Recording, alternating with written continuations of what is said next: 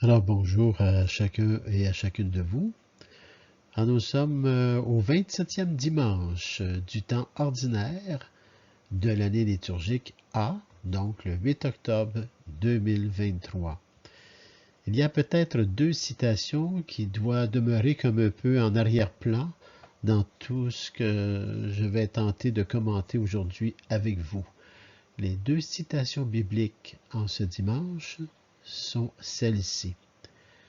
Quand arrivera le temps des fruits, il envoya ses serviteurs auprès des vignerons pour se faire remettre le produit de sa vigne. Ça, c'est dans Matthieu 21, 34. Et la deuxième citation, toujours dans Matthieu, dans le chapitre 21, mais cette fois-ci, c'est le verset 43. Il est dit, « Le royaume de Dieu vous sera enlevé pour être donné à une nation qui lui fera produire ses fruits. » Gardons ces deux citations, relisez-les tout doucement avant d'entreprendre ce cheminement d'aujourd'hui.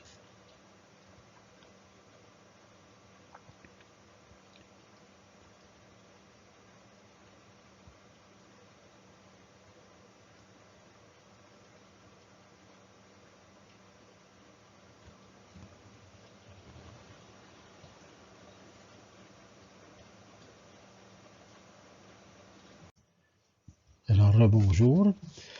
Alors, cette semaine, en ce 27e dimanche du temps ordinaire, je me suis dit, bon, nous avons travaillé fort à la vigne, dans la vie de chacun et chacune de nous, à travers nos frères et sœurs. Il arrive un peu comme le soir, alors allons donc près de ce feu et près de l'eau pour se reposer et réfléchir de cette journée que nous avons mis la main à la pâte, à la vigne du Seigneur. Nous allons d'abord et avant tout, un peu comme dans les vidéos précédentes, vu qu'il s'agit de la liturgie de ce dimanche, avec la parole de Dieu, l'Eucharistie, etc., nous allons nous allons nous préparer plutôt le cœur. Parce que vous savez, la liturgie de la messe, utilisant ici l'une des plus belles allégories, nous parle vraiment de l'amour de Dieu. L'amour de Dieu pour son peuple et du manque souvent de correspondance de cet amour, à cet amour plutôt de ce peuple, c'est-à-dire chacun et chacune de nous. La liturgie de la messe d'aujourd'hui, dans le fond, elle nous fait prendre conscience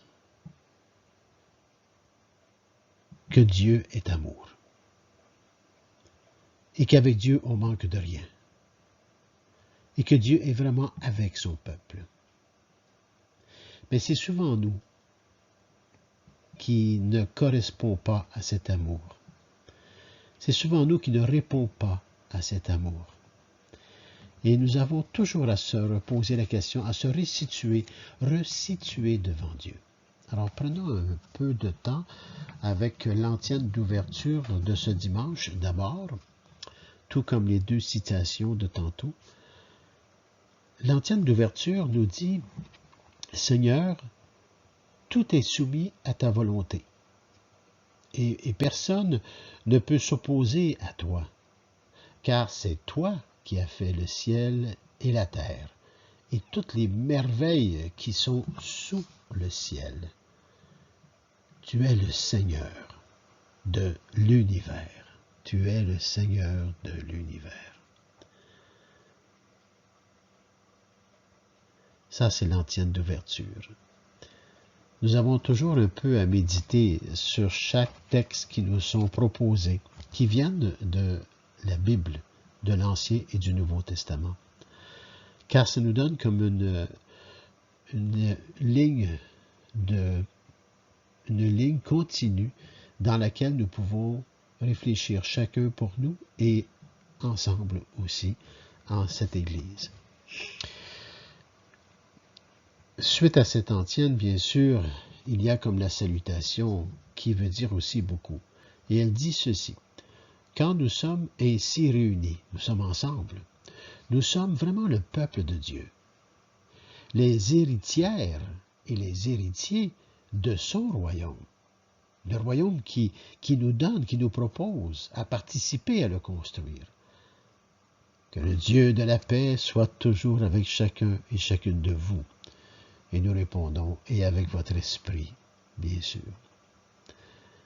Et là, tout de suite après, on se prépare, chacun et chacune de nous, avec un cœur humble et contrit, près de ce feu. Près de ce feu, lorsqu'on regarde cette eau, le ciel, les nuages, le soleil qui semble se coucher, notre journée est faite. Elle a été en service, à travers toutes les contraintes et aussi les joies de ce jour. Maintenant, faisons de la lecture sur nous-mêmes avec honnêteté devant Dieu. Car Dieu, en nous offrant son alliance, attend de nous vraiment que nous produisions de bons fruits, des fruits mûris, au cœur de notre quotidien. Reconnaissons que nous le décevons parfois en prenant peu au sérieux son engagement envers nous. Dieu s'est engagé envers nous par amour. Est-ce que nous répondons à cet amour? Alors préparons notre cœur dans cet acte pénitentiel. Et c'est là qu'on dit: ah, Seigneur Jésus, toi qui sais réconforter les cœurs blessés, toi qui sais réconforter les cœurs blessés, est-ce que je me laisse réconforter par le Seigneur Jésus? Est-ce que je réconforte mes frères et sœurs avec le Seigneur Jésus? Voilà pourquoi nous demandons: prends pitié de nous.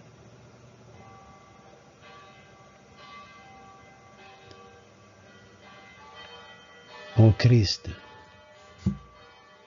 toi qui nous soutiens lorsque notre foi défaille,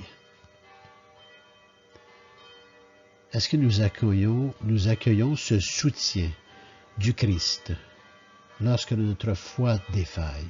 Parce qu'il peut arriver dans certaines circonstances, situations et événements de vie que notre foi défaille. Est-ce que j'accueille le Christ qui me soutient lorsque ma foi défaille? Et est-ce que je soutiens mon frère et ma sœur avec le Christ lorsque je vois que sa foi défaille par les épreuves? Implication au royaume de Dieu de chacun et chacune de nous. Prends pitié de nous.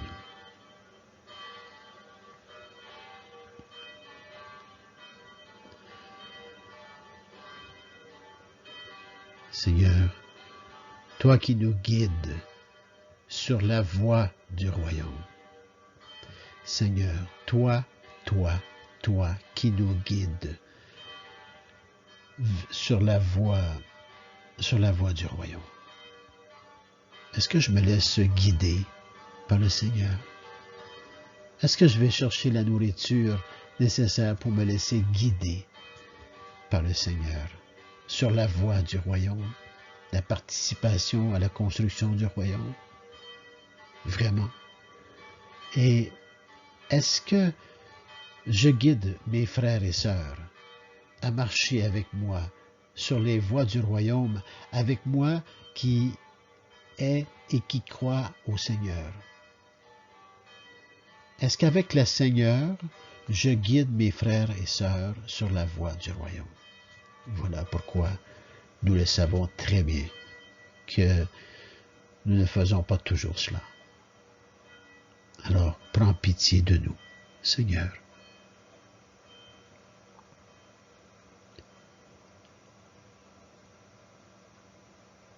que Dieu Tout-Puissant d'amour, nous montre sa miséricorde, qu'il nous entoure et qu'il nous entoure de ses soins divins, et nous conduise vraiment jusqu'à la vie éternelle. Chacun et chacune de nous, Père. Chacun et chacune de nous, Père. Amen.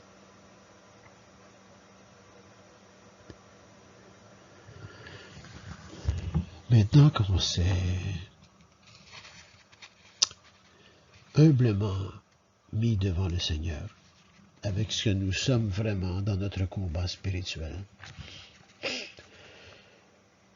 nous allons regarder maintenant la prière d'ouverture. Et cette prière d'ouverture est importante parce qu'elle est, comme à la coutume, dans chaque célébration, un point de départ solide qui nous est donné dans cette prière. Un point de départ solide pour ce que nous avons vraiment besoin, ce que nous cherchons vraiment. Des fois, on ne met pas les mots, mais on est toujours en recherche de Dieu. Parce que Dieu est vraiment celui qui apaise les cœurs, ce Dieu de tendresse, d'amour, de miséricorde, de bonté, de grande patience. Alors faisons cette prière tout doucement.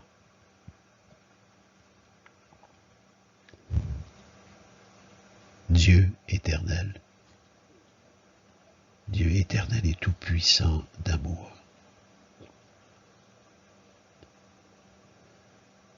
Dans ta tendresse inépuisable, tu combles ceux et celles qui t'implorent, bien au-delà de leurs mérites et de leurs désirs. Répands sur nous ta miséricorde, en délivrant notre conscience de ce qui l'inquiète, et en se donnant plus que nous n'osons demander. Et tout cela, Père, par Jésus le Christ, ton Fils, notre Seigneur, qui vit et règne avec toi dans l'unité du Saint-Esprit, Dieu pour les siècles des siècles. Amen.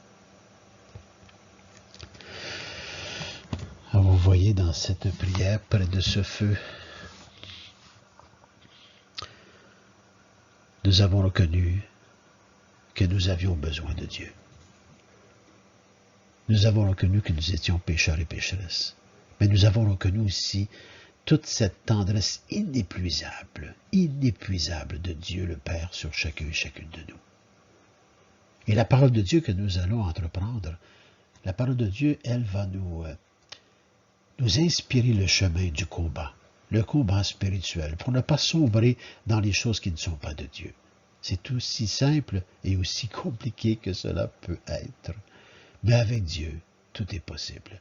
Alors nous sommes à cette vigne et nous allons tenter de ne pas se laisser envahir intérieurement par les choses qui ne sont pas de Dieu, en prenant conscience de ce que Dieu nous enseigne à travers la parole, à travers la Bible, l'Ancien comme le Nouveau Testament. Le Nouveau Testament qui est simplement, il n'est pas venu abolir l'Ancien, il est venu accomplir l'Ancien. Il est venu nous montrer le chemin, la vérité et la vie, et que personne ne va vers le Père sans passer par Jésus. Alors, aujourd'hui, nous avons la parabole de la vigne. Mais avant d'y entrer, maintenant que nous avons pris un temps pour nous devant Dieu, en vérité, et devant ce feu, nous allons prendre quelques instants. Arrêtez-vous, mettez cette vidéo à pause et allez prendre un verre d'eau, la salle de bain peut-être. Regardez à l'extérieur, regardez autour de vous. Essayez de faire absence de tout. Parce que c'est dans l'absence de tout qu'on rencontre la présence réelle du Dieu vivant, de la résurrection. C'est en absence de tout. Quand on dit tout, c'est la totalité. Alors regardez bien autour de vous dans cette pause, Prenez le temps qu'il vous faut avant de recevoir ce qui va suivre. Et bien sûr, je m'inspire de quoi? Sûrement pas de ma propre intelligence. Oh que non. Mais la première chose dont je m'inspire, c'est la parole de Dieu. Et les commentaires qui nous sont donnés dans la Bible. Et je prends aussi les commentaires de liturgie, vie liturgique. Je prends aussi les commentaires de Monseigneur Hermann Giguère, professeur à la faculté de théologie. Je m'inspire aussi du missel pour chaque dimanche du Magnificat, dans lequel il y a des commentaires aussi. Je m'inspire particulièrement de parler avec Dieu. Ça, c'est ma série de chevet pour moi, à travers la parole de Dieu, parler avec Dieu, de Francesco F. Carvajal. Francesco F. Carvajal, bien sûr, cette édition que j'ai, c'est une édition qui a été adaptée, qui a été édition française, et qui a été écrite par Jean-Paul Savignac. Dans le fond, c'est lui qui a adapté en français ce que Francesco F. Carvajal avait écrit. C'est sur des méditations de chaque jour et je me sers beaucoup de cela avec tout le reste autour de moi et bien sûr de mes expériences personnelles et aussi des expériences de d'autres personnes qui ont bien voulu partager avec moi. Alors maintenant, prenez ce temps, mettez sur pause et nous reviendrons auprès de ce feu de la vigne dans laquelle nous avons servi.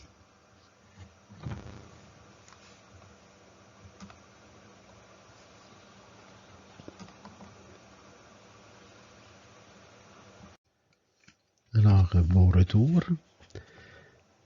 J'espère que vous avez pris du bon temps devant Dieu, devant cette préparation, avant d'entreprendre ce chemin, un nouveau chemin à chaque dimanche et à chaque jour, on prend un chemin pour grandir, pour se transformer, pour se convertir avec la parole de Dieu, l'Eucharistie, l'adoration, la prière, voilà. Et là, nous avons ce feu, ce beau feu qui est dans cette vidéo, ce feu qui nous réchauffe tout doucement, comme l'Esprit Saint. Le Saint-Esprit, vous savez, il nous réchauffe beaucoup le cœur avec la parole de Dieu. Lorsqu'on en fait la lecture accompagnée du Saint-Esprit et du Christ, nous pouvons lire cette parole avec des fois toute une autre manière, une manière qui n'est pas humaine, mais qui est comme un accompagnement divin de ce que Dieu lui-même essaie de nous donner pour devenir une bonne vigne. Alors, vous avez vu sûrement, vous avez probablement lu, j'espère, dans tous les cas, la première lecture de ce dimanche. La première lecture de ce dimanche, il s'agit du livre du prophète Isaïe. Dans cette lecture, Isaïe compare Dieu le Père, à un ami qui plante et fait grandir avec amour une vigne. Alors Dieu est représenté comme un ami qui plante et fait grandir avec amour une vigne. Donc, en quelque part, nous pourrions dire Dieu en nous. Et c'est probablement cela aussi. Dieu en nous, Dieu qui est notre ami. N'oublions pas Jésus, hein? Je ne vous appelle plus, je vous appelle mes amis. Je ne vous appelle plus mes serviteurs, mais je vous appelle mes amis.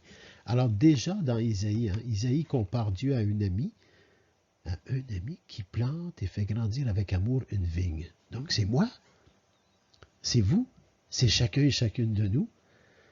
Mais cette vigne, malheureusement, ne reconnaîtra pas cette divine amitié qui la protégeait et l'aimait.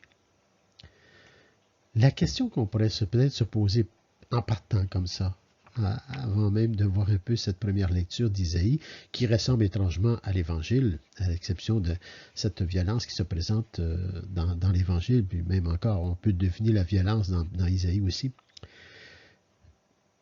Est-ce que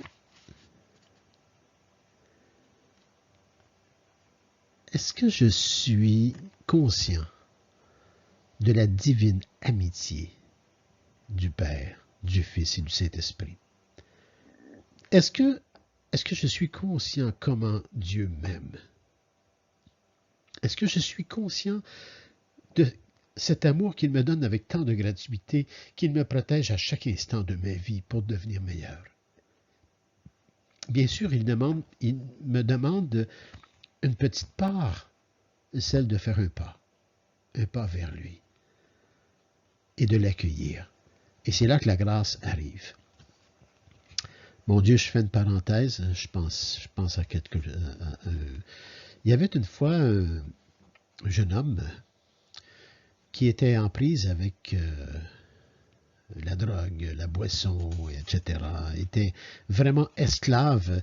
La sexualité, la drogue et la boisson étaient vraiment esclaves de tout cela. Et ça l'a amené à vivre des situations excessivement pénibles et complètement contraires à la bonté de Dieu. Il est allé jusqu'au vol, il est allé jusqu'à la prostitution, il est allé tout ça pour avoir de l'argent puis pour vivre davantage son esclavage, etc., etc. Bon, vous savez qu'il n'y a pas juste ça comme esclavage, il y en a bien d'autres sortes, mais là je vous donne cet exemple parce que, ayant été travailleur de rue, c'est ce que je voyais.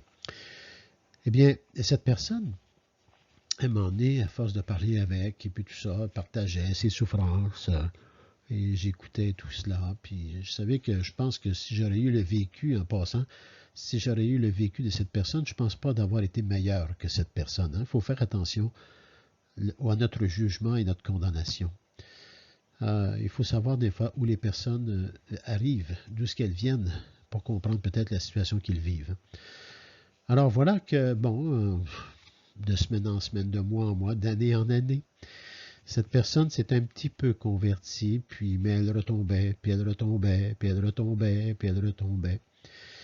Puis à un moment donné, je lui ai dit, écoute, je pense qu'avec tout le temps que nous avons pris à prier et à regarder la parole de Dieu, je pense que tu es rendu maintenant à choisir entre Dieu et l'argent. Oui, tu es rendu là de choisir maintenant entre les deux si tu veux avancer. Et ce choix, parce qu'il me disait, je suis incapable tout seul d'y arriver. Bien oui, c'est sûr que tu es incapable tout seul parce que tu es tout centré sur toi et sur ta propre force à toi. Mais voilà ce que tu vas faire maintenant. Là, maintenant, j'ai dit, tu vas t'adonner à la prière. À chaque fois qu'une tentation vient, tu te mets à la prière. Ah, mais là, il me dit, c'est pas si facile que ça, cette affaire-là. Là, tu sais. Oui, c'est vrai. Mais je te donne un exemple. Chaque fois que tu fais les démarches pour avoir ta dope, ou toutes les démarches pour essayer d'avoir de l'argent, tout ce temps, pourquoi tu ne le prendrais pas plutôt à prier? Parce que tu désarmerais ton esclavage et du coup, tu recevrais les grâces de Dieu pour te faire avancer. Alors, c'est ça le choix que je vous dis. Le petit pas que nous avons à faire, c'est pour recevoir les grâces, il faut à un moment donné faire un choix. Et de ce choix, tout le temps qu'on perdait, on le met à prier. Et de cette prière va automatiquement jaillir les grâces du Père. C'était la parenthèse que je faisais. Maintenant, revenons un peu à nous, la vigne que nous sommes. Nous sommes toujours en cheminement, chacun et chacune de nous. Alors, nous voyons dans Isaïe, dans cette première lecture, comme on disait tantôt, que Dieu se présente comme un ami. Hein? Il donne l'image d'un ami. Mon ami avait une vigne. Dans l'Évangile, c'est le propriétaire qui avait une terre. Bon, voilà. Et là, nous voyons qu'il y a tout un travail à faire. Il retourne à la terre, retire les pierres pour y mettre un plan de qualité. Au milieu, il bâtit. Mais tout ça, c'est Dieu qui lui donne quoi faire. Mais ça a mal tourné, puis finalement, le plan qu'il chérissait, ce sont finalement les hommes de Juda. Et il en attendait le droit, et voici le crime. Ils en attendaient la justice, et voici les crimes. Parfois, nous sommes dans une terre exceptionnelle par la divinité même de Dieu, cette planète, cette vie que nous avons. Mais qu'est-ce qu'on en fait?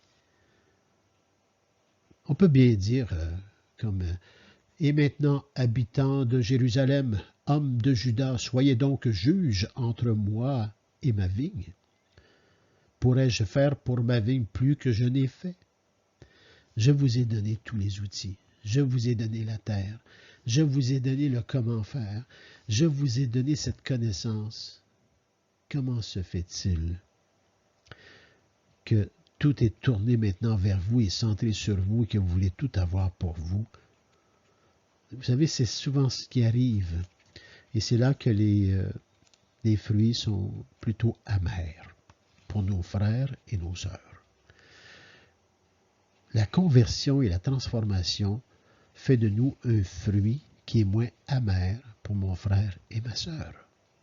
Je suis sûr que dans ma vie, et parfois même peut-être encore aujourd'hui, mais avec beaucoup moins de... Je ne sais pas si j'étais conscient ou quoi, mais je suis sûr que ma présence sur certaines personnes a dû être très amère.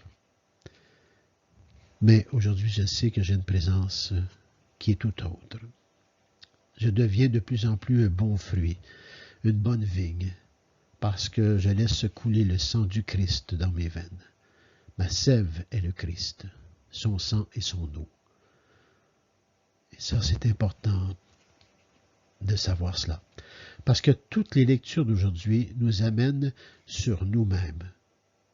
Et c'était la même chose dans les semaines précédentes aussi. J'ai l'impression de me répéter, mais je pense qu'on ne se répétera jamais assez, on ne va jamais se répéter assez de tout le travail que nous avons à faire sur chacun et chacune de nous pour se transformer, se convertir à chaque instant.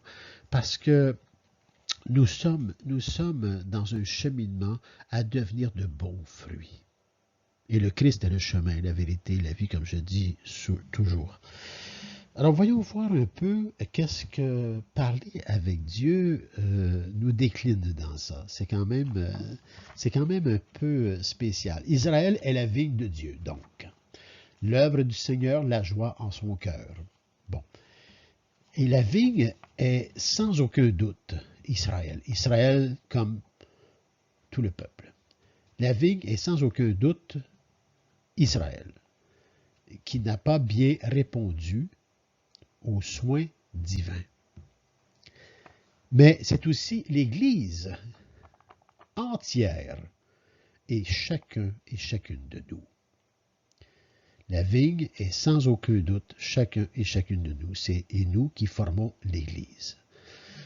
Donc, c'est tous. Et regardons un peu ce que Saint Jean dit. Saint Jean nous invite beaucoup à réfléchir justement quand on se regarde vraiment authentiquement devant Dieu avec beaucoup d'humilité, de contrition. Le Christ est la vraie vigne qui donne la vie et la fécondité au sarment, c'est-à-dire à nous qui par l'Église demeurons en lui. Et sans lui, nous ne pouvons rien faire. Et ça, c'est dans Jean, chapitre 15, versets 1 à 5. Bon, sans lui, nous ne pouvons rien faire. Je pense que nous avons à méditer là-dessus. Parce que savez-vous, c'est quand on se plante comme faut, les êtres humains, moi le premier, c'est lorsque je pense que je n'ai plus besoin de lui, que je pense que je suis arrivé. Et c'est là on devient un fruit amer. On détruit même nos frères et sœurs. On les empoisonne de notre propre fruit. On ne fait rien seul. Tout ce que je vis a une conséquence chez mon frère et ma sœur, et tout ce que mon frère et ma sœur vivent a une conséquence chez moi. Alors, si nous sommes tous des fruits amers, ça va faire une vie amère. Ça va faire des guerres, ça va faire des révoltes, ça va faire de la violence, ça va faire des injustices, ça va faire un lot de choses. Alors, méditons aujourd'hui en présence du Seigneur. Trouve-t-il des fruits abondants dans notre vie? On va se poser des questions aujourd'hui. Trouve-t-il des fruits abondants dans notre vie, de chacun et chacune de nous? Seigneur,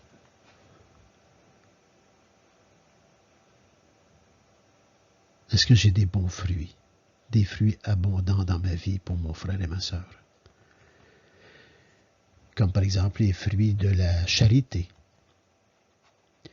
du travail bien fait, de l'apostolat avec des amis et des parents, des oraisons jaculatoires profondes, des actes d'amour, de Dieu et de réparation, des contradictions, mon Dieu, des contradictions bien acceptées, des petits services en faveur de ceux qui partagent avec nous le même travail ou le même foyer. C'est ça, les bons fruits, et beaucoup d'autres encore. Ça pourrait être l'écoute, l'accueil, l'amour, recevoir sans juger, sans condamner, simplement accueillir avec miséricorde.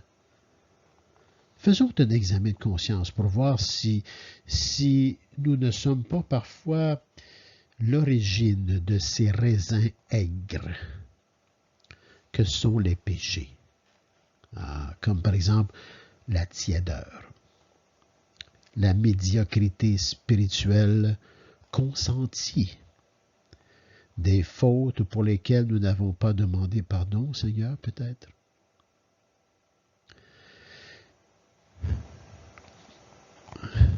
Nous avons plusieurs choses intérieurement qu'on doit absolument décortiquer pour devenir de plus en plus un bon fruit.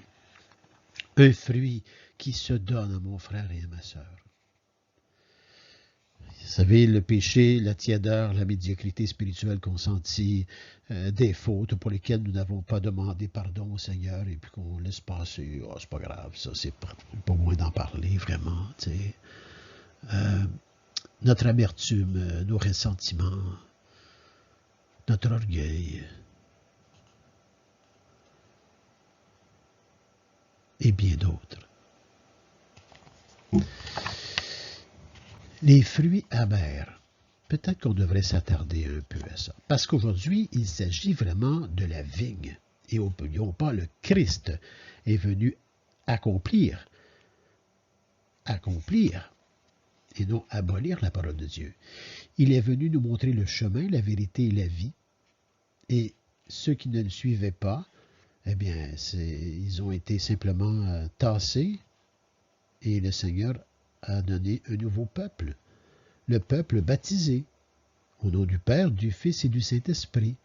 Allez de baptiser de par le monde au nom du Père, du Fils et du Saint-Esprit. Voilà le nouveau peuple. C'est un peuple de conversion. C'est un peuple qui est en train de se transformer. C'est un peuple pécheur qui s'en va vers la sainteté en cheminement, qui est en train de se vraiment de changer en lui-même et tout autour de lui, de devenir un bon fruit, une vigne. Parce que Dieu lui donne des outils. Il lui a donné son Fils unique, Jésus, le Christ. Alors, vous voyez, c'est ça, dans ce dimanche, dans toutes les lectures, c'est exactement cela qui représente les lectures aujourd'hui. C'est nous, en cheminement, avec tous les accessoires divins que le Seigneur nous donne. Les accessoires divins, les soins. Ces soins divins, c'est les accessoires divins qu'il nous donne par la grâce, la miséricorde, la bonté, etc. Alors, regardons un peu avec, là, je prends parler avec Dieu, les fruits amers un peu. Regardons les fruits amers. À partir toujours de la lecture, mettons, de l'Évangile. Un homme était propriétaire d'un domaine. Ça, c'est dans l'Évangile. Hein? Il planta une vigne, l'entoura d'une clôture, il creusa un pressoir. Il l'entoura d'une clôture. C'est-à-dire, dit saint Ambroise. Non, c'est pas Yann, il y a des saints qui ont parlé aussi. Il entoura d'une clôture, c'est-à-dire, dit saint Ambroise, la défendit avec la muraille de la protection divine, pour qu'elle ne souffre pas facilement des incursions d'animaux nuisibles spirituels. Il creusa un pressoir où coulerait spirituellement le fruit du raisin divin. Ça, c'est saint Ambroise qui dit cela. C'est de toute beauté.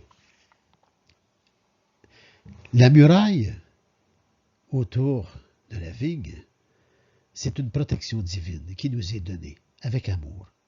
Est-ce que nous nous servons de cette protection divine afin de ne pas se laisser envahir par les choses qui ne sont pas de Dieu, afin qu'on ne souffre pas facilement des incursions d'animaux nuisibles spirituels, des esprits mauvais, les esprits qui font qu'à un moment donné, notre pensée, elle n'est pas celle de Dieu, mais c'est une pensée terreuse, aucune éternité, tout centré sur moi-même. Et si on se sert de cette protection divine, protection d'amour, ben là, c'est là que le pressoir devient important, parce que c'est là que coule tout le fruit du raisin divin. Le fruit que nous devenons, c'est un fruit divin pour mon frère et ma sœur. Et ça fait la joie du Père au ciel et du Fils. Et là, si on continue, nous n'avons pas reçu beaucoup de soins divins, nous, chacune de nous. Regardons un peu dans nos vies, là. N'avons-nous pas reçu beaucoup de soins divins? La clôture, le pressoir et la tour signifient que Dieu n'a certes pas ménagé ses efforts pour cultiver et embellir sa vigne, qui est nous. Il nous donne tous les outils pour s'embellir, jusqu'à son Fils. J'attendais de beaux fruits, de beaux raisins. Excusez, j'attendais de beaux raisins. Pourquoi en a-t-elle donné de mauvais? Comment se fait-il que dans notre monde, avec tous les outils de Dieu, d'abord faut-il connaître Dieu, faut-il côtoyer Dieu, faut-il connaître l'enseignement du Christ, faut-il connaître l'Église, pas de l'à peu près, mais à l'intérieur même. Parce que sans cette réflexion avec la parole de Dieu devant un Dieu, le seul et unique Dieu d'amour révélé en trois personnes, Père, Fils et Esprit Saint, on ne peut pas se convertir. Et on a tout ce qu'il faut pour cela. Le péché, voilà le fruit aigre d'une vie. Mais on dirait qu'aujourd'hui, on ne veut plus entendre parler du péché. Ah, surtout pas, hein? On ne veut pas en entendre parler. Et pourtant, ne changeons pas les mots pour finir par bien comprendre. On est porté dans notre société à changer les mots quasiment aux 6 mois. Si on garderait notre langage et qu'on ajouterait peut-être davantage de définitions, si tu veux, aux mots pour mieux les saisir, mais le péché demeure le péché. Voilà le fruit aigre d'une vie, et même de toute vie. L'expérience de la faiblesse, chacun et à chacune de nous, est patente dans l'histoire de l'humanité et dans celle de chaque être humain. Faut pas se fermer les yeux pour ça, là. On n'est pas en train de se convertir et se transformer parce qu'on était correct, non. C'est parce qu'on s'était perçu qu'on n'était pas correct et qu'on veut devenir meilleur. Personne n'est entièrement libéré aussi de sa faiblesse, de sa solitude, ni de son esclavage. Et tous ont besoin du Christ, le modèle, le maître, le libérateur, le sauveur, celui qui donne la vie. Est-ce qu'on est conscient de cela? Est-ce qu'on est conscient que nous sommes en cheminement? Et ça, c'est Saint José Maria Escrivá qui dit ce que je viens de vous dire là. Personne n'est entièrement libéré de sa faiblesse. On est toujours en cheminement et en transformation. Tout comme un enfant dans le sein de sa mère, on se transforme jusqu'à temps qu'arrive le temps de venir au monde. Et en cette vie, on est dans le sein du Père, où est-ce qu'on se transforme à tous les jours à travers les situations, les circonstances et les événements, et en se servant aussi de la protection divine pour finalement venir au monde à la vie éternelle. Personne n'est entièrement libéré de sa faiblesse. de sa solitude et de son esclavage. Nous avons tous des esclavages. Je ne les énumérerai pas, vous les connaissez. Et tous ont besoin du Christ. Christ comme modèle, Christ comme maître, Christ comme libérateur, sauveur. Finalement, le Christ qui donne la vie. Il donne la vie parce que il nous pardonne. Et de ce pardon, nous avons le goût de vivre la crainte du Seigneur, c'est-à-dire de ne plus blesser cet amour que je reçois avec tant de gratuité. La crainte du Seigneur, c'est de ne pas blesser l'amour de Dieu. L'amour qu'on reçoit de Dieu, le Père, le Fils et l'Esprit Saint. Je n'ai vraiment pas le goût de les blesser, de blesser cet amour qui est si grand pour moi. Nos péchés sont intimement reliés à cette mort du Fils bien-aimé de Jésus. Ils se saisirent de lui et jetèrent hors de la vigne et le tuèrent. Dans le fond, Jésus, dans l'Évangile, est en train de parler de lui-même. Je suis venu de mon Père, vous ouvrir la porte et vous allez vous saisir de moi et vous allez me jeter hors de la vigne et me tuer. Hors de la vigne. Jésus était crucifié hors de Jérusalem. Parce qu'on ne l'a pas accueilli. On n'a pas accueilli celui qui voulait sauver l'humanité. On n'a pas accueilli la bonté. On était tous centrés sur soi et notre propre raison et notre absolu propre, pas celle de Dieu. Un absolu, pas celui de Dieu, un absolu propre, centré sur moi-même. Nous faisons tous cette erreur. Et nous avons tous à reconnaître que nous avons à grandir dans cela. Et pour produire les fruits de vie que Dieu attend tous les jours, les fruits de la charité, de l'apostolat, du travail bien fait, comme on a énuméré tantôt, nous avons besoin, en premier lieu, d'implorer le Seigneur et de nourrir une sainte aversion envers toute faute, même vénielle. Nous devons être prudents avec la grâce, le fait de demeurer en prière, parce que le lion rôde toujours autour, comme dit Pierre.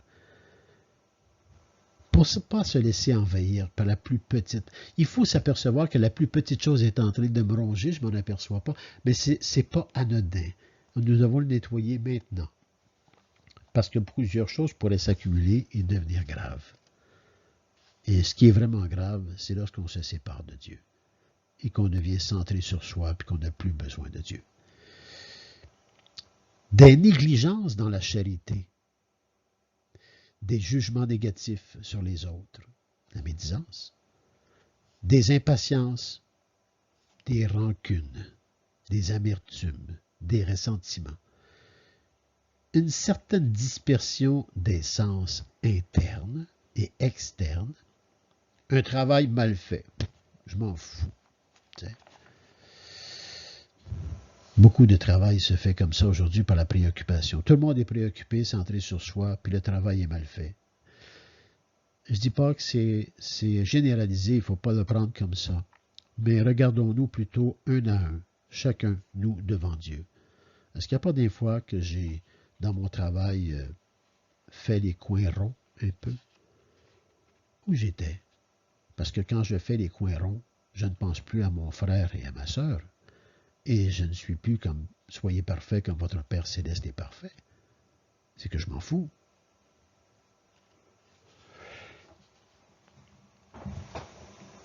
Dans le fond, tout cet ensemble fait beaucoup de mal à l'âme intérieurement.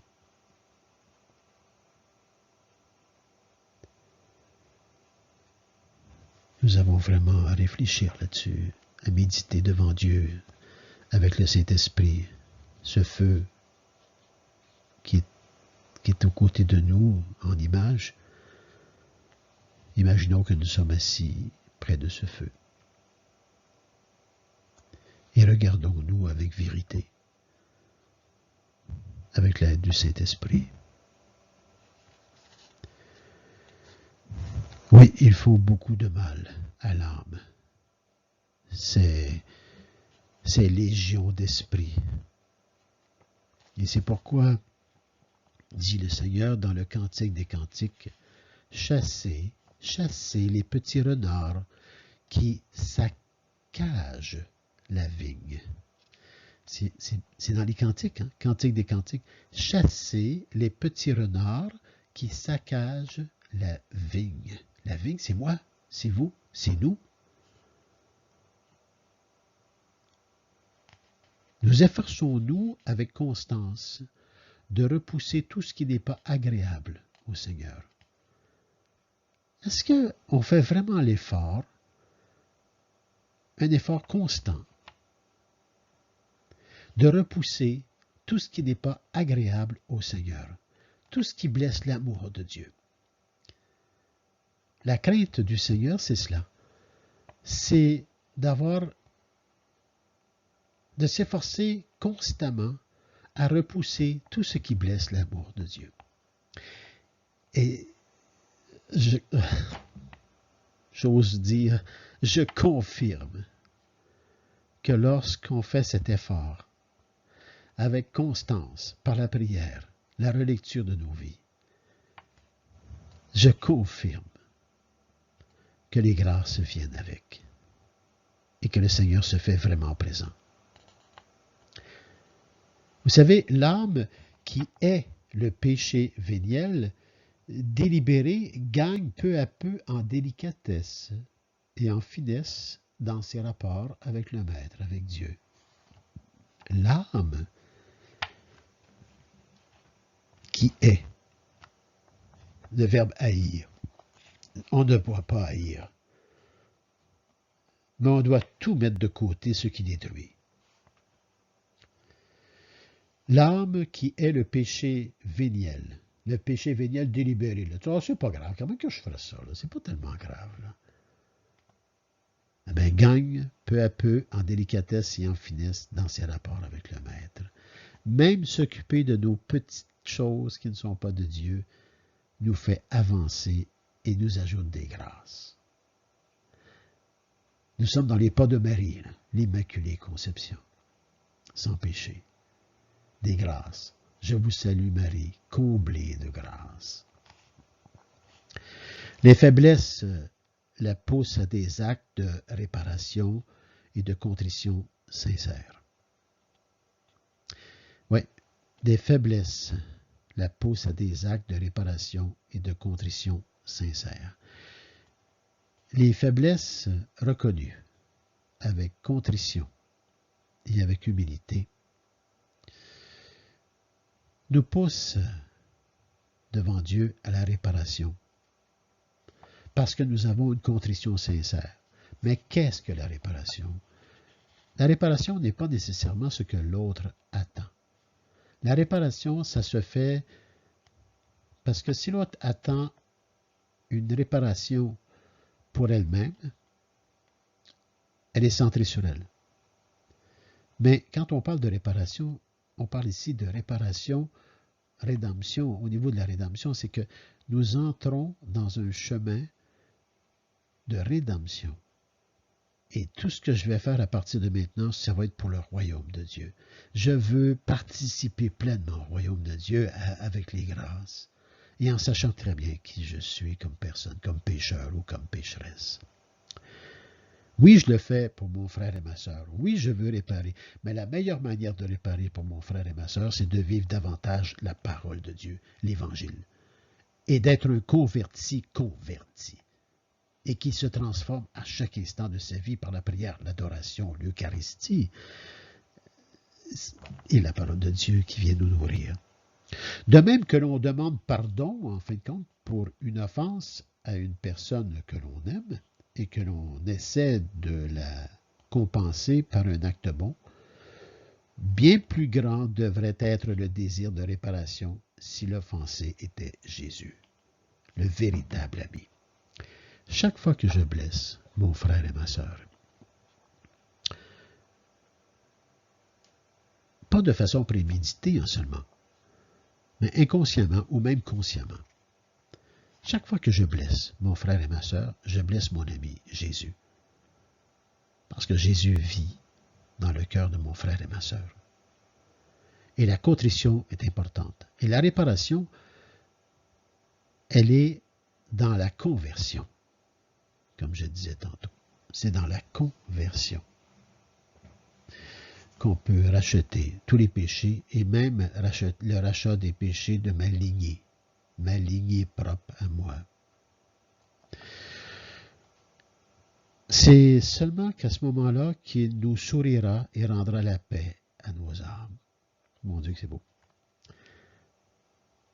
Lorsqu'on répare, réparer, c'est de devenir de plus en plus un converti, un vrai témoin. C'est de se transformer à chaque instant par la grâce que nous recevons, parce que nous prions, parce que nous nous confessons, parce que nous vivons les sacrements. Et c'est alors que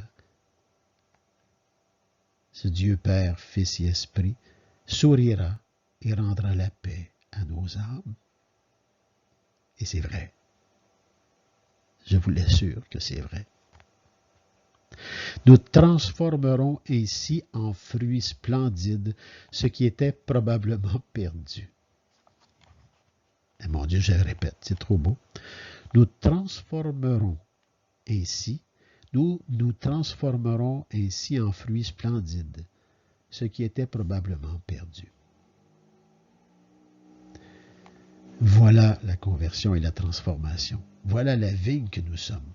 Voilà tout ce que nous recevons de Dieu. Voyez cette vigne. Mais cette vigne demande aussi de travailler. Travailler à la vigne. Le travail des hommes et des femmes. Comme on dit à la consécration. Prie le Père, le Fils et le Saint-Esprit, et ta mère, pour qu'ils t'aident à mieux te connaître. Oui, c'est, je dirais, une prière très importante. Prie le Père, le Fils et le Saint-Esprit, et ta mère, pour qu'ils t'aident à mieux te connaître. Mieux te connaître, c'est mieux grandir. Et à pleurer pour cette quantité de souillures qui ont marqué ta vie en y laissant, hélas, leurs traces.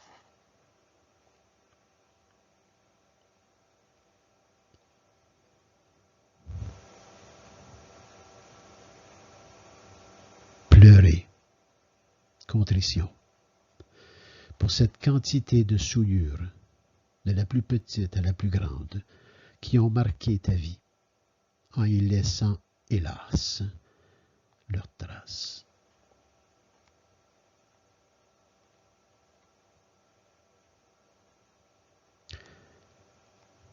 J'ai subi mon frère et ma sœur. Et mon frère et ma sœur m'ont subi aussi. Parce que nous n'étions pas encore convertis ou sur le chemin de la conversion et de la transformation. Et tout cela, hélas, laisse des traces.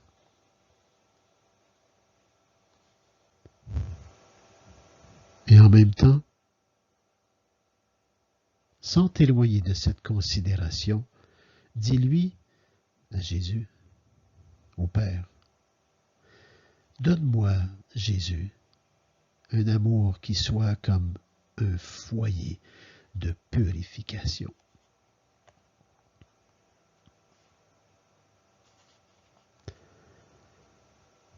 Donne-moi, Jésus, un amour qui soit comme un foyer de purification. Ou ma pauvre chair, mon pauvre cœur, ma pauvre âme, mon pauvre corps se consume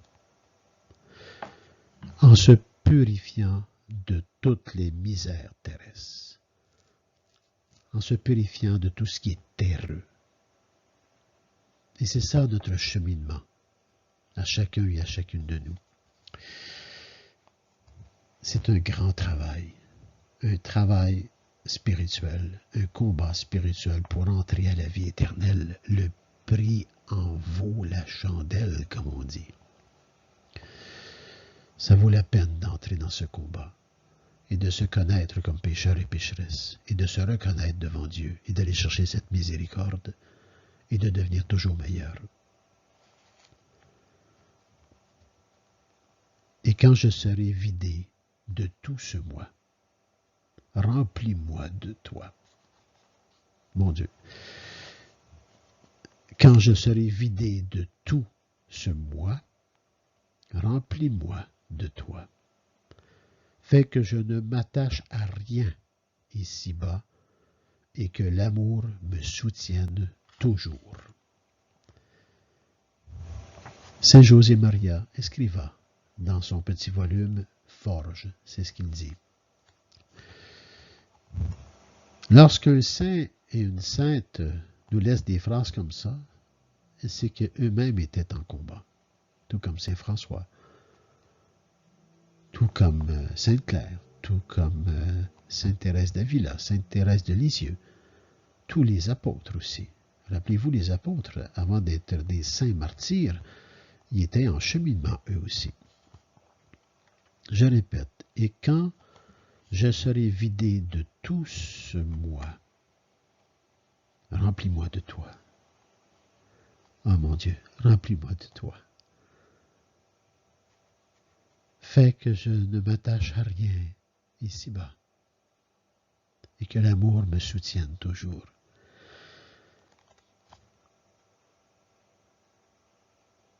J'ai jamais été un homme parfait et je ne suis pas un prêtre parfait. Ma perfection n'est pas de moi, mais toute perfection qui est en moi est de Dieu et de mon oui à changer et à devenir meilleur. Cela ne veut pas dire que nous sommes accueillis pour autant par nos frères et sœurs.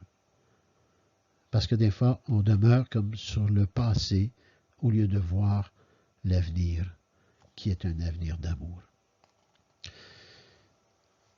Et cela, ça appartient à chacun et à chacune de nous devant Dieu. Notre grand cheminement de combat spirituel à chacun et à chacune de nous pour devenir une vigne, pour devenir un fruit bon, un fruit qui donne beaucoup. Nous devons vraiment vivre ceci, c'est-à-dire se vider de soi-même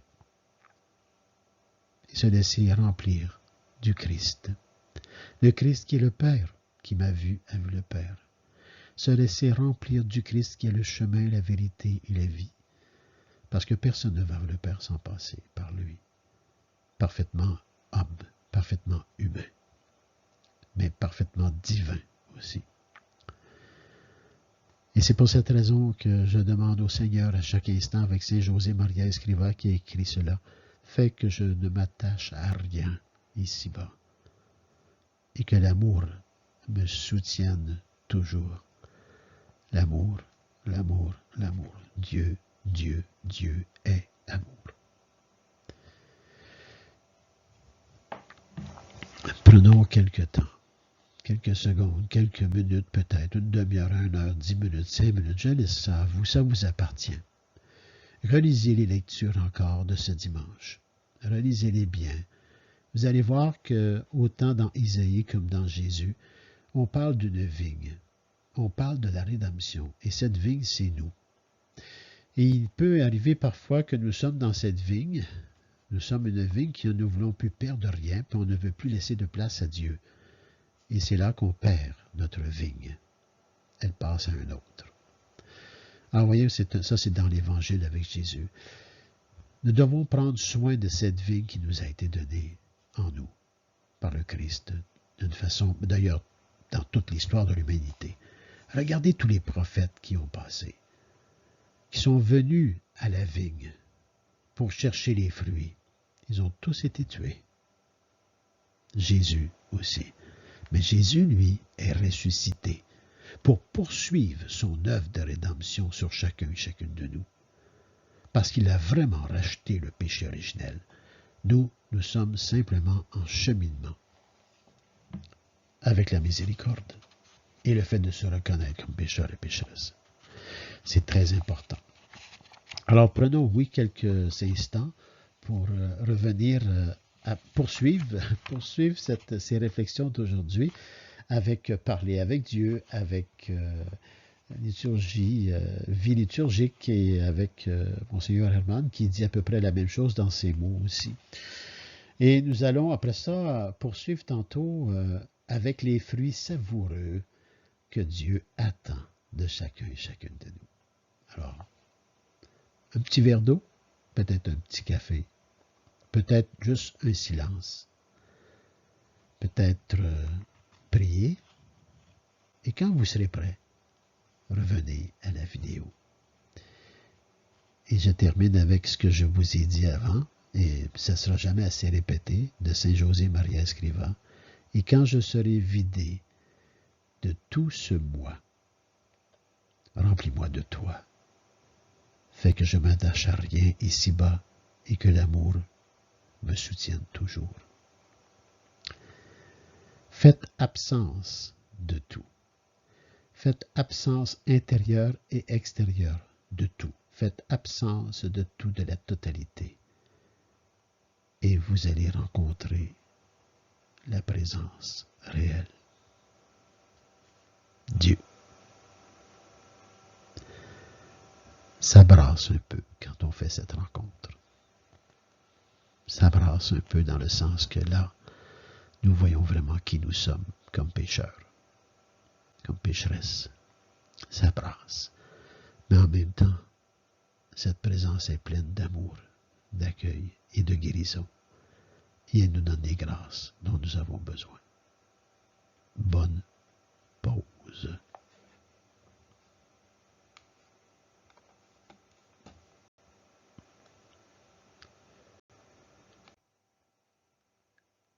Bon, j'espère que vous avez fait une belle pause. Une pause spirituelle. Une pause devant Dieu. Dans votre humanité. Dans votre humanité aussi. Il faut prendre soin de notre humanité. Alors, nous allons poursuivre et finir avec cette partie. Cette fois-ci, nous allons voir les fruits savoureux que Dieu attend. Et c'est nous, la vigne. La vigne qui va devenir bonne.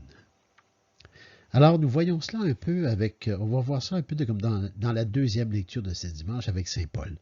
Saint Paul s'adresse aux Philippiens, aux chrétiens, là, à des convertis en cheminement, puis c'est pas toujours facile, là. C'est des êtres humains qui sont encore en cheminement, qui n'ont pas encore tout découvert d'eux-mêmes et de l'autre, et ils sont pas tous à la même heure, puis là, ben, des fois, ça amène des contraintes, des contrariétés, puis on n'est pas toujours content d'un et de l'autre.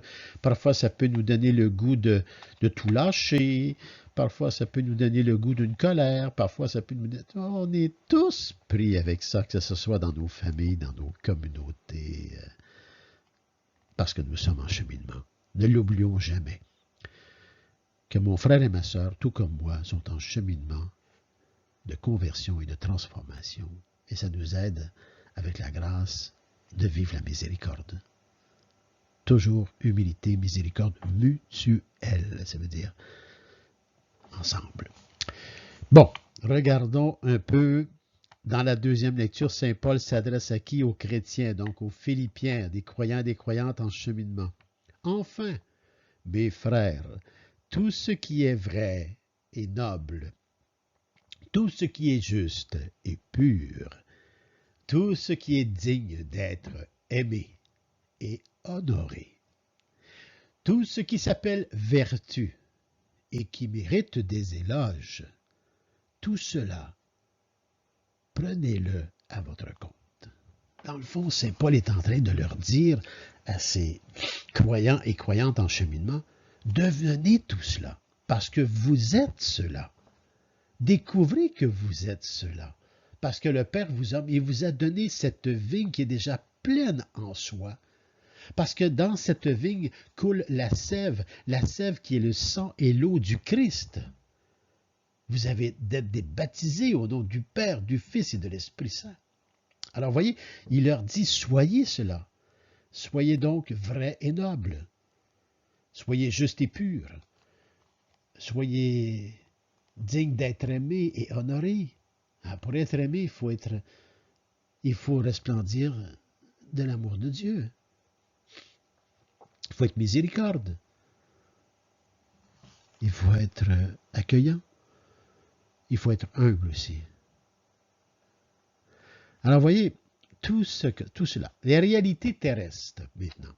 Les réalités terrestres et les choses nobles de ce monde sont bonnes et peuvent avoir une valeur divine aussi. Vous savez, vraiment, il faut le voir ça aussi. Dieu, Jésus, parfaitement homme, parfaitement Dieu. Les réalités terrestres, la création de Dieu et les choses nobles de ce monde sont bonnes et peuvent avoir une valeur divine. C'est important de le voir, de voir Dieu à l'œuvre à travers tout. À travers tout. Car écrivait saint Irénée. Là, on va aller voir saint Irénée. J'aime beaucoup. Par le Verbe de Dieu, il dit, par le Verbe de Dieu, tout se trouve sous l'influence de l'œuvre rédemptrice. Et le Fils de Dieu a été crucifié pour tous. Pas pour un petit groupe, pour tous. Et a tracé le signe de la croix sur toutes les choses. Il faut le lire, saint Irénée. Saint Irénée dit, par le Verbe de Dieu, se trouve sous l'influence de l'œuvre rédemptrice, la rédemption de toute l'humanité. Et le Fils de Dieu a été crucifié pour tous, sans exception. Mais tous, nous avons à faire ce petit pas, dire oui, et de prier, pour que nous puissions recevoir les grâces de la conversion et de la transformation. Dieu ne nous laisse jamais seuls. Et c'est à tracer le signe de la croix sur toutes les choses. Sur moi-même et sur toutes choses, je bénis les terres. Je bénis les terres au nom du Père et du Fils et du Saint-Esprit. Je bénis les bateaux, je bénis les autos, je bénis tout ce qui est création de l'homme et de Dieu. Et à travers cette planète, je bénis, je bénis, je bénis. Je fais le signe de la croix sur toutes choses. Ce que nous transformerons en fruits pour Dieu. Ce sont les affaires que nous avons chaque jour entre les mains. Voyez-vous, c'est pas si compliqué que ça et ça l'est. Parce que c'est nous qui compliquons le tout. Se transformer en fruits. D'abord, c'est pour Dieu parce que Dieu m'aime. Et que je vis dans la crainte de Dieu, pas dans la peur de Dieu, la crainte de blesser l'amour de Dieu que j'ai reçu. Je ne veux plus blesser cet amour-là. Et j'ai la grâce qui m'aide. Et je réussis quand même, comme saint Paul, à blesser cet amour que je ne veux pas. Ça se vit ça dans les affaires de chaque jour. Toutes les choses que nous avons entre les mains. Notre travail, notre famille, nos amitiés, les préoccupations de la vie, et elles sont nombreuses les préoccupations de la vie, les joies quotidiennes, tout cela, et encore, et encore, et encore. Car nous ne pouvons pas dire qu'il y ait des réalités bonnes, nobles, voire indifférentes, exclusivement profanes, dès lors que le Verbe de Dieu a fixé sa demeure parmi les enfants des hommes. Dieu est en tout, mais tout n'est pas converti et transformé. Dès lors que le Verbe de Dieu a fixé sa demeure parmi les enfants des hommes, dès lors qu'il a eu faim et soif, qu'il a travaillé de ses mains, qu'il a connu l'amitié et l'obéissance, qu'il a éprouvé la douleur et subi la mort. C'est José Maria Escrivá encore qui nous dit cela, là, qui est en train de dire cela. Nous ne pouvons pas dire qu'il y ait des réalités bonnes, nobles, voire indifférentes, exclusivement profanes. Tout n'est pas profane. Dès lors que le Verbe de Dieu a fixé sa demeure parmi les enfants des hommes, les êtres humains, dès lors qu'il a eu faim et soif, Jésus, dans son humanité, qu'il a travaillé de ses mains, il était menuisier et charpentier, et qu'il a connu l'amitié et l'obéissance, ses amis, ses apôtres, qu'il a éprouvé aussi la douleur physique, la fatigue, et qu'il a même subi la mort. Il était pleinement, il s'est vraiment anéanti, il a pris toute notre humanité. Il est vraiment le chemin, la vérité et la vie. C'est pas un extraterrestre, il a pris notre humanité. Tout ce qui est humainement noble peut être sanctifié et offert à Dieu. Chaque journée présente d'innombrables possibilités d'offrir des fruits agréables au Seigneur. C'est donc vrai. Chaque journée. Chaque fois que je me donne à bâtir le royaume à partir de mes dons et charismes. Chaque journée, donc, à partir de cela, présente d'innombrables possibilités d'offrir des fruits agréables au Seigneur. M'offrir moi-même au Seigneur comme un bon fruit.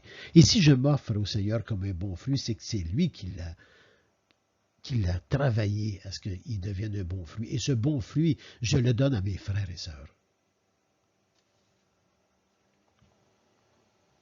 Depuis la première victoire du matin, la minute héroïque, en se levant sans traîner, jusqu'à la petite mortification d'accepter avec le sourire le trafic excessif ou un petit malaise qui nous maintient légèrement souffrants.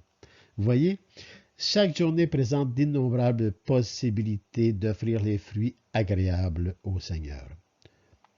Depuis la première victoire du matin, la minute héroïque au moment où on sort du lit, c'est en se levant finalement. Et si on se lève avec le s'entraîner jusqu'à la petite mortification d'accepter avec le sourire le trafic excessif sur les routes, ou un petit malaise qui nous maintient légèrement souffrants mais qui ne nous empêche pas de servir notre journée, voilà tous ces moments d'innombrables possibilités d'offrir les fruits agréables à Dieu. Ça ne veut pas dire de ne pas faire attention à nous. Ça ne veut pas dire d'avoir un équilibre de vie, comme on dit souvent aujourd'hui. Mais il ne faut pas exagérer dans le sens que la moindre petite chose, j'arrête de servir. C'est pas ça du tout non plus. Parce que ça pourrait être une bonne excuse pour ne pas rien faire. Mais il s'agit d'être honnête devant Dieu et devant mes frères et sœurs. Et même si ça nous arriverait,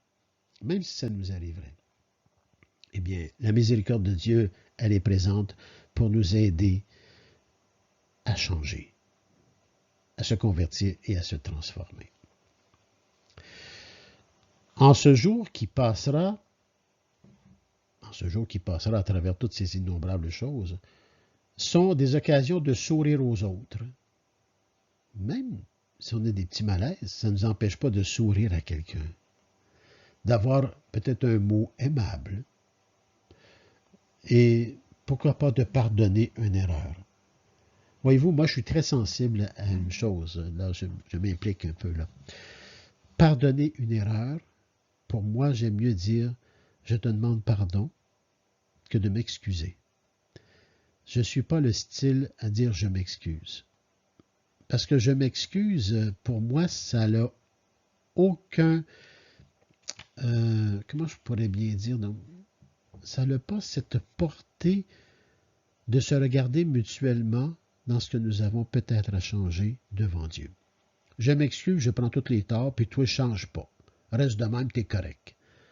Tandis que je te demande pardon, la personne qui est en avant de moi doit faire une démarche de pardon aussi. Et pour faire cette démarche de pardon, nous devons se regarder mutuellement devant Dieu dans notre unicité personnelle, dans notre cœur personnel devant Dieu. Demander pardon, c'est de grandir dans la conversion et la transformation. Dire je m'excuse, je porte le tout, c'est de ma faute, je l'accepte, mais je ne perds rien de ce que j'ai donné parce que je peux continuer mon chemin même si je suis dans l'erreur.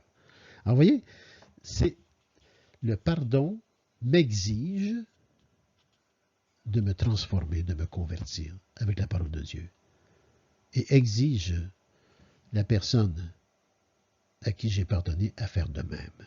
Alors, c'est pour ça que j'ai toujours un peu de difficulté. Alors, j'aime beaucoup lorsqu'on de pardonner une erreur. Est-ce que je suis capable de pardonner une erreur à quelqu'un?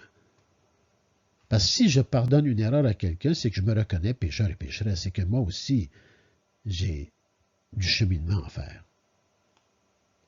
Des excuses, ça ne guérit rien. Mais le pardon guérit vraiment. Le pardon guérit, la miséricorde lumineuse et guérison. Et elle nous fait grandir.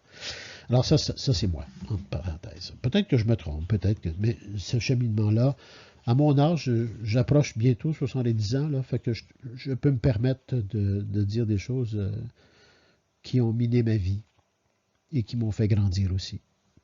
Mais je ne suis pas encore rendu. J'ai encore beaucoup à guérir chez moi, avec la miséricorde et le pardon. Donc, j'ai perdu le fil un peu là.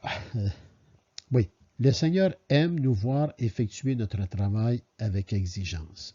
Voyez-vous, toutes ces innombrables possibilités que nous avons à devenir de meilleurs fruits, ça se passe à travers de nombreuses occasions. Toute situation, circonstance, événement, même si je suis un petit peu boiteux, même si je suis un petit peu en envers, mais vous savez, un sourire vis-à-vis l'autre, c'est bon. Et si ce sourire que nous donnons, ou si ce bonjour que nous donnons à quelqu'un n'a pas de réponse, c'est pas grave.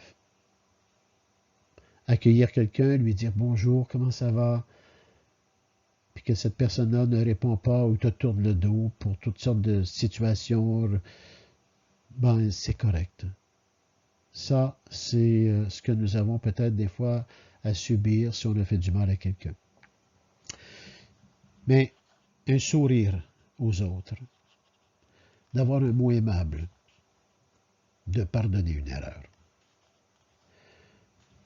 C'est à travers tout cela que le Seigneur aime nous voir effectuer notre travail de chaque instant. Dès qu'on se lève le matin, c'est un travail. Avec exigence. On doit se faire violence. Pas dans le sens de la violence humaine. Non, non, non.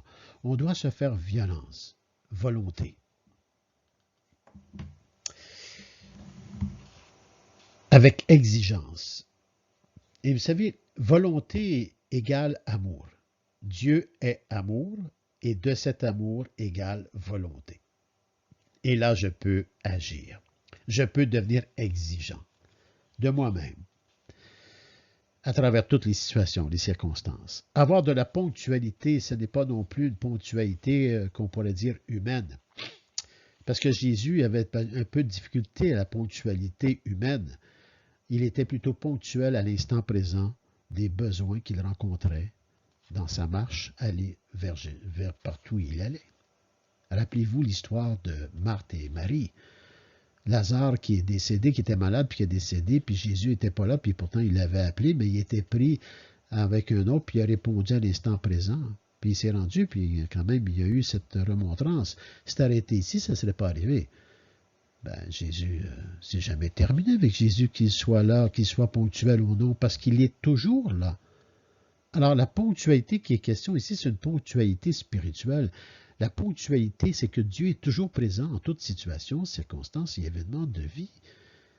Et c'est ce qui fait que ce que je ne peux faire se fait parce que Dieu est là. Jésus a ressuscité Lazare. Donc, ponctualité est le plus parfaitement possible. Et la plus, pour ma part à moi, en tous les cas. La perfection de la ponctualité, c'est l'instant présent de ce que Dieu m'envoie à servir. Et c'est pour cette raison que parfois, c'est difficile pour moi, un agenda tout préparé 1 an, 2 ans d'avance. Parce que ça a beau être tout fait, ça, mais je vais toujours faire passer l'instant présent. Parce que c'est dans l'instant présent que je rencontre mon Dieu, mon Père, notre Père, que je rencontre le Christ, Jésus, mort, ressuscité. Et c'est avec la puissance du Saint-Esprit que je suis capable de tout oublier pour servir cet instant présent. C'est lui qui est important. Et après, je reprends le tout. Là où c'est. C'est pas toujours agréable pour mes confrères et mes consoeurs. Aïe, aïe. Mais voilà, quand même. Ah, mon Dieu. Ponctualité est le plus parfaitement possible. Offrons notre travail à Dieu au long de la journée par des oraisons d'adoration, des oraisons jaculatoires. Laissons l'esprit souffler les mots.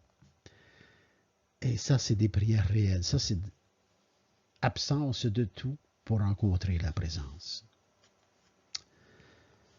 Je veux revenir un peu en arrière parce que je ne voudrais surtout pas créer quelque chose que je ne veux pas ou avoir été mal compris.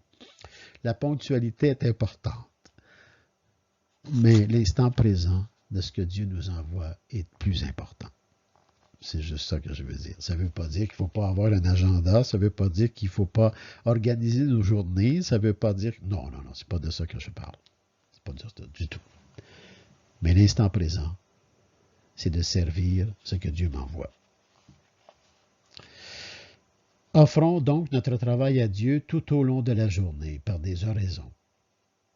Je peux être en train d'écrire, je peux être en train de faire une vidéo comme je vous fais maintenant, et Dieu est parfaitement présent, et je suis parfaitement présent à Dieu et à vous en même temps. Offrons notre travail à Dieu tout au long de la journée par des oraisons, un cœur de prière. Restons dans la prière, même dans l'activité, restons dans la prière. Et nos actes deviendront des actes d'amour. Dieu se manifestera. Laissons Dieu se manifester à travers notre travail. Laissons notre prière intérieure courir pendant notre travail, nos rencontres avec un et avec l'autre, dans chaque instant présent. Ayons un regard aussi vers une représentation de la Vierge Marie. Ah!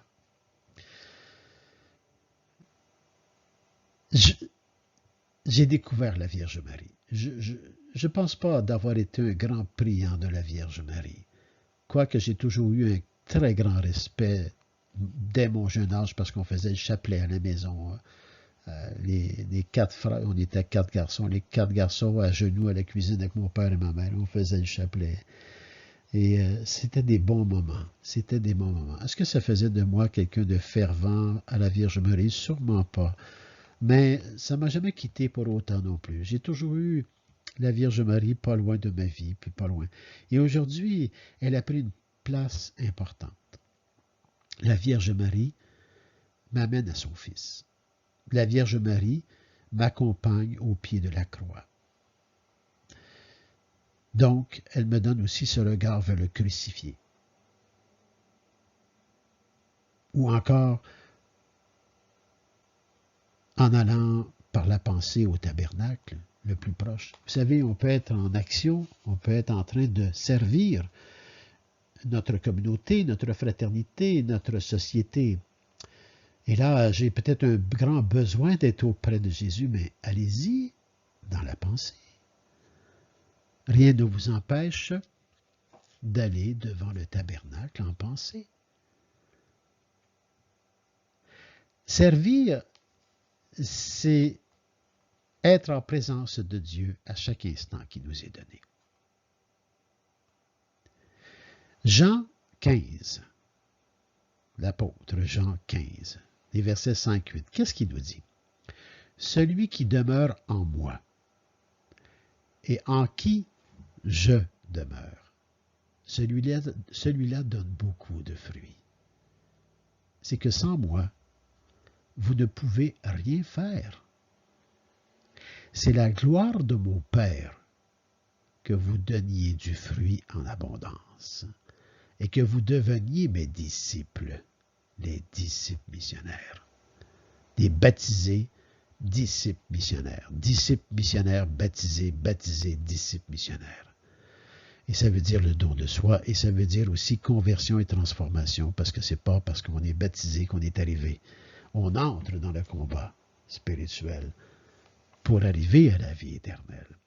On est 9 mois, en général, dans le sein de notre mère, et dans le sein du Père créateur du ciel et de la terre, on est 90 ans en moyenne, avant d'entrer dans cette vie éternelle qui nous prépare à la résurrection, à retrouver notre corps purifié. Notre Mère Sainte Marie nous apprendra, elle nous apprend vraiment, à vivre chaque jour,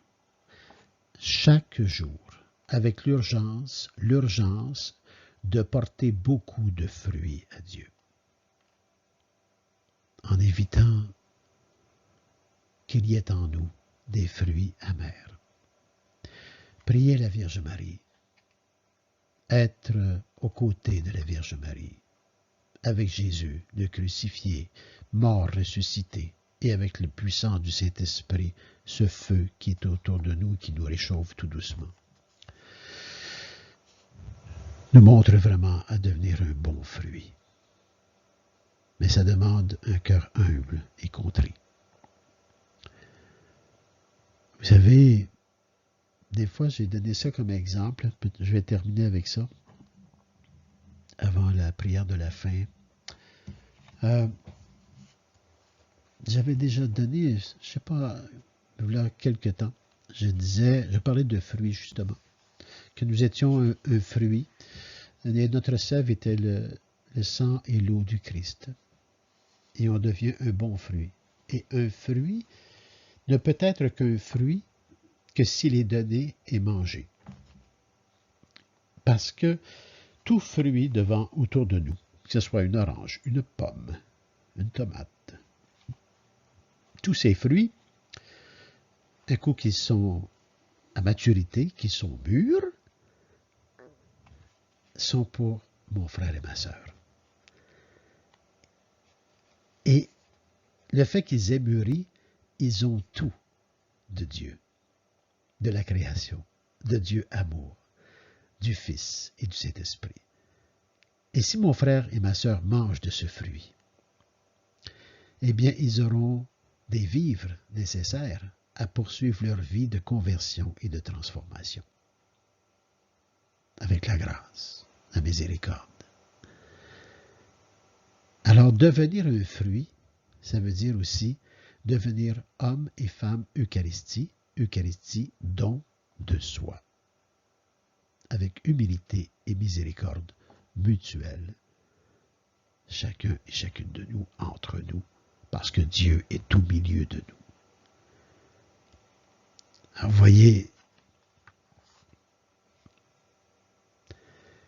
soyons prudents, demeurons dans la prière,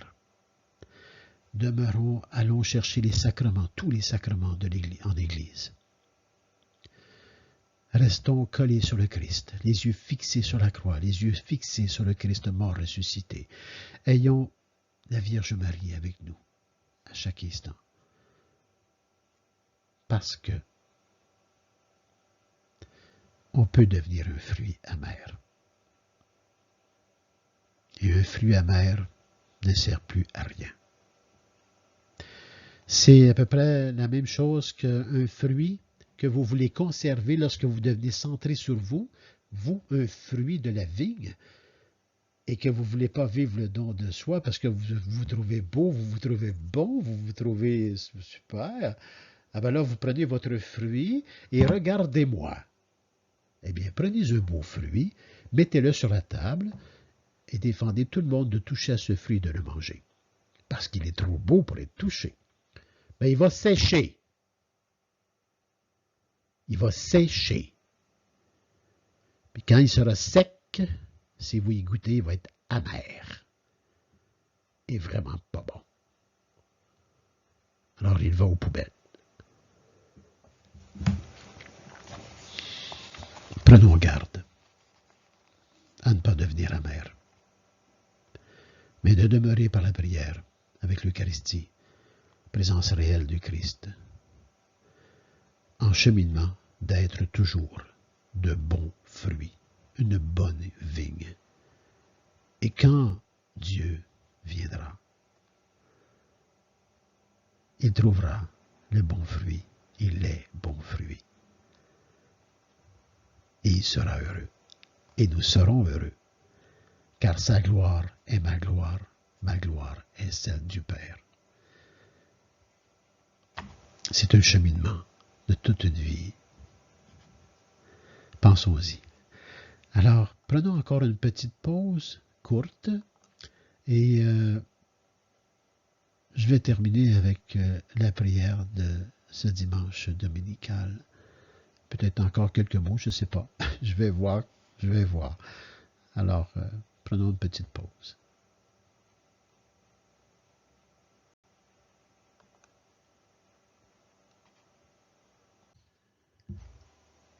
Vous avez pris votre petite pause. Alors, j'espère que ces vidéos que je vous présente avec vraiment tout mon cœur.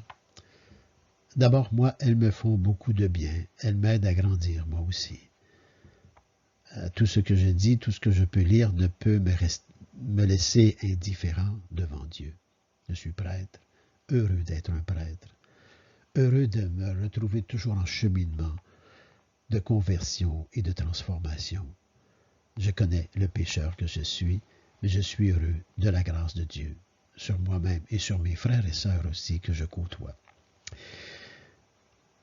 Alors nous allons terminer simplement cette rencontre avec la prière. On va faire un retour un peu dans les prières que nous avons faites. Vous savez qu'au tout début, nous avons vu l'acte pénitentiel. Après ça, nous avons fait la prière d'ouverture qui nous dit que Dieu est tout puissant d'amour et sa tendresse est inépuisable. Dieu est miséricorde. Il comble tous ceux et celles qui l'implorent. Alors, vous voyez, ça, c'était la prière d'ouverture. Ne soyons pas inquiets lorsqu'on se rencontre comme pécheurs et pécheresses, parce que la tendresse de Dieu est inépuisable. Sa miséricorde est à l'infini, et sa toute-puissance est l'amour. Alors, n'ayons crainte de demander à Dieu son aide. Ça, c'est la prière d'ouverture. Et là, tout à coup, on passe à travers toute la parole de Dieu. Première lecture, le psaume. Alors, le psaume, qui était quand même un beau repos. La vigne du Seigneur de l'univers, c'est la maison d'Israël. Donc, la vigne du Seigneur, dans notre terme aujourd'hui, le Seigneur de l'univers, celui qui a créé tout, c'est nous. La maison d'Israël, c'est nous. Nous sommes la Jérusalem céleste. Nous sommes des baptisés, des disciples missionnaires. Ça, c'était le psaume. Puis après ça, il arrive l'Eucharistie. Voilà que la prière de l'offrande. Vous savez, l'Eucharistie, là, elle dit ceci, la prière de l'offrande. Accueille, Seigneur, nous t'en prions. Le sacrifice que toi-même tu as institué. C'est le Christ qui a institué l'Eucharistie. L'Eucharistie qui est la mort et la résurrection du Christ. Il nous invite au don de soi, à mourir nous aussi. Que notre vie devienne une vie d'amour. Une vie dans laquelle le combat spirituel est présent par la grâce. Une vie humble. Accueille, Seigneur, nous t'en prions, le sacrifice que tu as toi-même institué. Sacrifice de nos propres vies. Il ne s'agit pas de mourir pour se faire tuer. Si ça arrive, c'est que Dieu l'aura voulu, mais on aura les grâces pour le vivre. Mais le sacrifice de chaque instant de nos vies qui nous est donné pour entrer dans le combat spirituel et devenir de plus en plus un bon fruit. Accueille, Seigneur, nous t'en prions, le sacrifice que tu as toi-même institué. Dans les saints mystères que nous célébrons pour te servir comme il convient. Sanctifie-nous pleinement par ton œuvre de rédemption.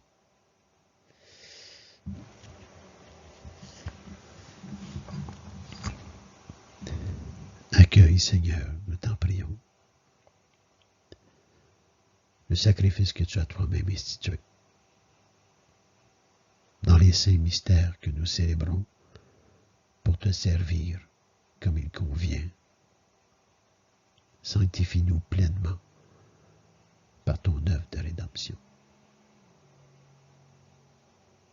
Par le Christ, notre Seigneur. Amen. Accueille-nous, Père, par ton Fils et le Saint-Esprit.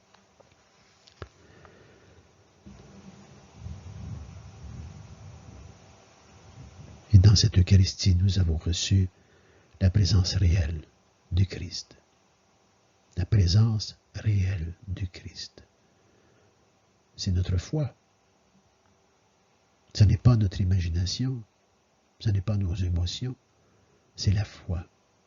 Présence réelle du Christ. Vivres dont nous avons besoin.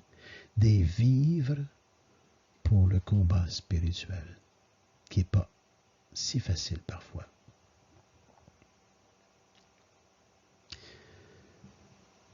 L'antienne de communion dit ceci. Il y a un seul pain. Et la multitude que nous sommes est un seul corps. Car nous avons tous part à un seul pain et une seule coupe. Père, qu'il soit un, comme nous sommes un. Le Christ a prié pour nous, pour que nous fassions tous un. Faire un, on ne perd rien de notre unicité. Mais on entre dans l'unité des différences. On entre dans un seul et unique corps, un corps unifié, un corps en fidélité, un corps divin. Nous sommes purifiés en totalité. Il y a un seul pain, et la multitude que nous sommes est un seul corps, car nous avons tous part à un seul pain et à une seule coupe. L'antienne de communion. C'est 1 Corinthiens, Paul. Et la prière après la communion. Dieu Tout-Puissant, Père Tout-Puissant, nous t'en prions. Par la communion à ce sacrement, comble notre soif et notre faim de toi, afin que nous puissions devenir ce que nous avons reçu. Et nous avons reçu la présence réelle du Christ. Devenons cette présence réelle du Christ. Un bon fruit. Un fruit de rédemption pour mes frères et sœurs. Un fruit d'amour, de bonté, de miséricorde. Un bon fruit. Tout cela, bien sûr, c'est par le Christ, notre Seigneur. Amen. Alors, on se laisse ici. Et si ces vidéos, il ne s'agit pas des aimer ou de ne pas les aimer, c'est pas ça que je veux pas, c'est pas dans ce sens-là. Mais si cette vidéo vous fait du bien, et si vous croyez qu'elle peut faire du bien à d'autres, eh bien, partagez-la. Et vous pouvez, comment est-ce qu'ils disent ça, cliquer ou liker j'aime, je ne sais pas trop, c'est en bas de la vidéo de YouTube. Là. En tout cas, vous pouvez mettre j'aime et abonnez-vous à la chaîne parce qu'il y en a d'autres vidéos à la chaîne aussi. Mais le seul but de ces vidéos, le seul but que je mets à ces heures d'enregistrer tout cela, c'est pour nous faire du bien avec la parole de Dieu et de vrais commentaires sur la parole de Dieu en Église et en notre diocèse de Saint-Jean-Longueuil et partout dans ce monde. Amen. Passez une belle semaine et vivez dans le combat spirituel, dans la conversion et la transformation avec beaucoup de bonheur. Amen.